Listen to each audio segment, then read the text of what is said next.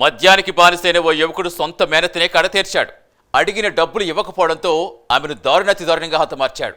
మద్యం మత్తులో మర్డర్ చేశాడు. గొడ్డలతో నరికి ఆమెను కసితీరా చంపేశాడు. హత్య చేశాక అక్కడి నుంచి పారిపోకుండా నేరుగా పోలీస్ స్టేషన్కి లొంగిపోయాడు. ఈ దారుణ ఘటన ములుగు జిల్లాలో సంచలనంగా మారింది.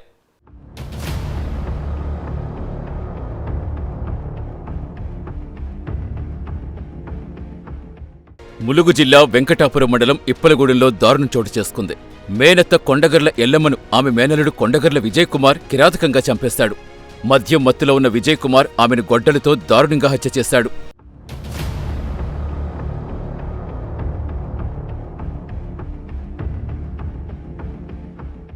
జల్సాలు మద్యానికి బానిసైన విజయ్ కుమార్ అందరి వద్ద డబ్బులు చేబదులు తీసుకునేవాడు. తన మేనత్త వద్ద కూడా గతంలో చాలాసార్లు డబ్బులు తీసుకున్నాడు.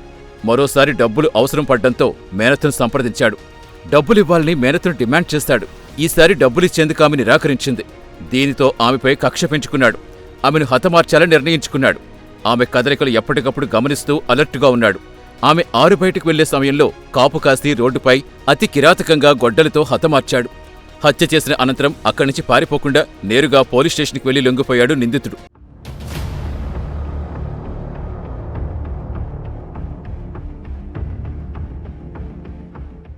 రక్తపు మడుగులో ఉన్న ఎల్లమ్మ మృతదేహాన్ని చూసి స్థానికులు నిర్ఘాంతపోయారు. సీఐ ముత్యం రమేష్, ఎస్ఐ కొప్పుల తిరుపతిరావు సంఘటనాస్థలి పరిశీలించారు. బంధువులు, కుటుంబ సభ్యుల నుంచి వివరాలు సేకరించారు.